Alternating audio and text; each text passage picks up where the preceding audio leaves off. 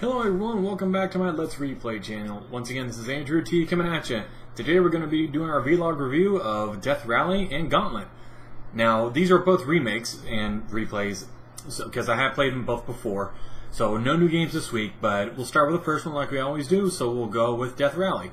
Now, I played this before when it first came out on Steam when it was released, and I played the original way back in, mid to late 90s.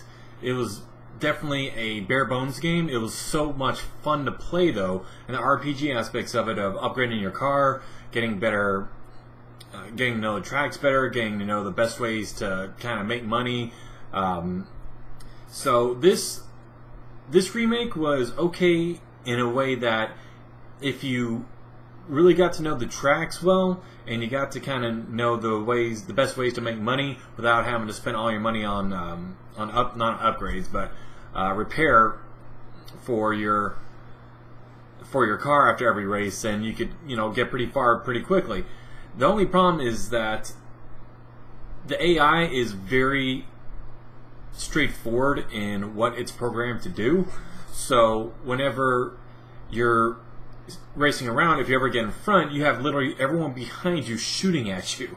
So unless you can literally get so far out in front at the very beginning and stay in front of everyone, get all the boxes you can, get all the extra money you can, get first place, and then kind of level up that way, you have to stay at the back, destroy a couple of cars, get as many boxes as you can, get as many wrenches as you can, and then go from there to level up your car. And then, steadily collect weapons and engine parts, things like that, so you can get enough money to upgrade your car and then hopefully get a better car. But like I said, I played this the first time and I got to the very last guy and I couldn't beat him.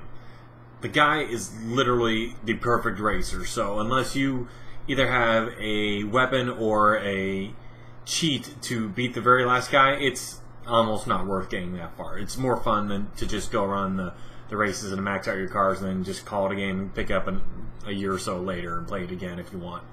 So I really enjoyed the aspect of it that where you can just do races, and it's only 3 laps and they're short. I also like the aspect where you keep wanting to play because you're like, oh, I can get a little bit better, a little bit better, a little bit better. But what I didn't get to show you was the aspect of when you think you're ready for, like, let's just say an easy race instead of a beginner race or a medium race. And then the same thing that had a problem with the original is that these racers that are always there, like Susie Stock and all those others where they had names, they like to race down a lot, which means that they're actually eligible for a higher race, but they like to race down in the lower races just for the fact that they can win some easy money and to make it more difficult for you.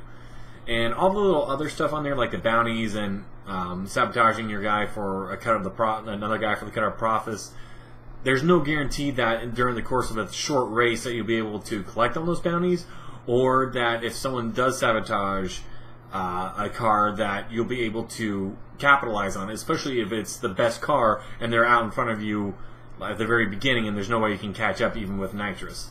So it just depends. So if you like something for cheap, less than $5 I think right now on either Steam or GOG, if not even less than $10, if you're looking for at least 6 to 8 hours of just quality entertainment and leveling up, I would definitely recommend it for that. So if I had to give it a score for nostalgia, replay, all that good stuff, because it did stay very true to the original in its play style and in its progression. They did have a little bit more items available, so I would probably give it a 6 out of 10, just because it is a bare bones game. It is worth your money if you want to pick it up, and the replay value, like I said, once you start over again, you can pick it up easily in another year. Just like, oh yeah, I remember that, and play it. If you got nothing else or you've gone through everything else, you don't want to put time into an RPG, it's definitely good enough to pick up and to keep picking up year after year at this point. Especially if they ever get it any updates or DLCs, which I doubt, but it's definitely worth the money. So yeah, 6 out of 10 is a good score for that. Then going on to Gauntlet. I played this on PlayStation 4 as a download with my old roommate years ago, and I just saw it has been updated on GOG for sale for $4.99. So I picked it up, and I remembered it immediately. I played as the elf just because, I figured it's just one character. It's not going to really make a difference.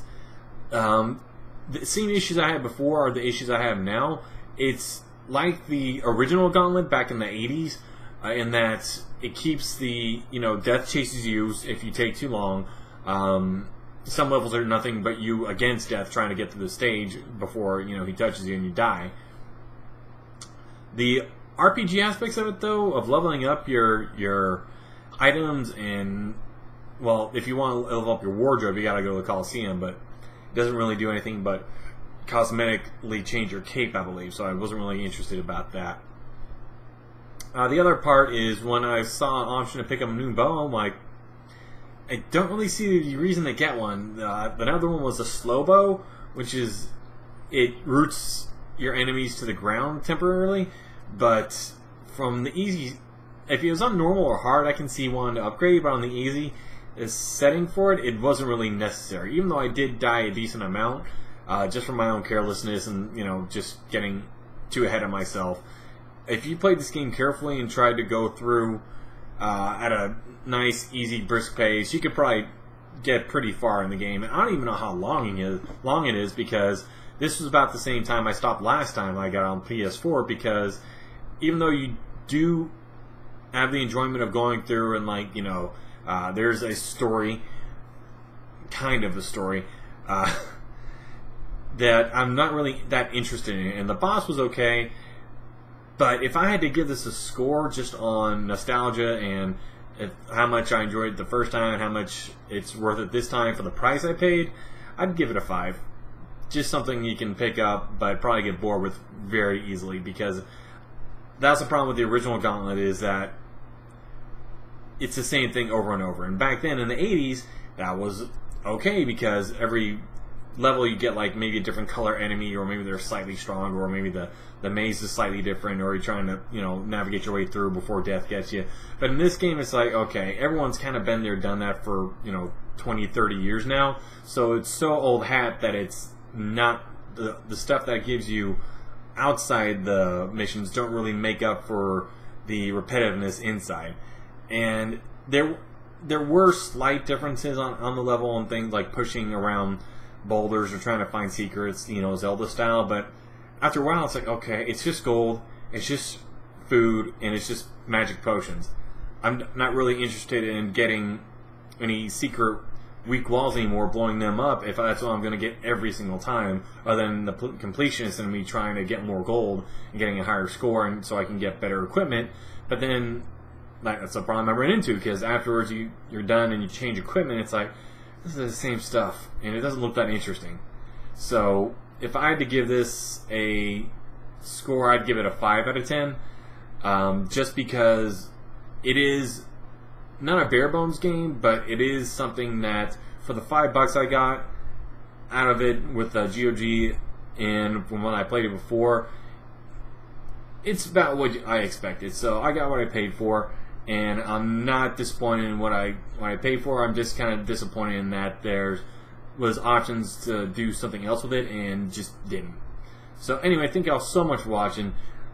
This is Andrew T coming at you, and what a great day for a replay. Y'all have a good one.